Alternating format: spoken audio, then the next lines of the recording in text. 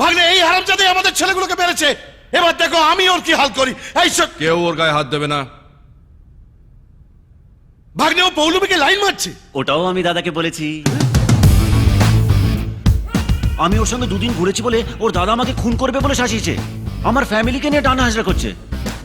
ফুলের মতন মেয়ে যেই দেখবে সেই প্রেমে পড়বে বলুন, আমিও পড়েছি। কিন্তু জবের থেকে জানতে পেরেছি ওটা দাদার জিনিস, তখন থেকে ঠিক করে নিয়েছি যে আমি বড় হব না, নিদ বড় হব। আমি ফেল করেছি, কিন্তু আমি চাই কেউ একজন পাশ করুক। টনিদা যখন ওকে তুলে নিয়ে যাবে না, তখন আমি ওর দাদার সামনে গিয়ে সৌরভ যেভাবে লর্ডসের মাঠের মধ্যে জামা খুলে নেচেছিল, আমিও ঠিক সেইভাবে নাচবো। আমার এই ইচ্ছেটা পূর্ণ করতে হবে দাদা। করবো। এখন তুমি এসো। কোথায় যাব আমি? বললাম না ওর দাদা আমাকে খুন করবে বলে খুঁজছে।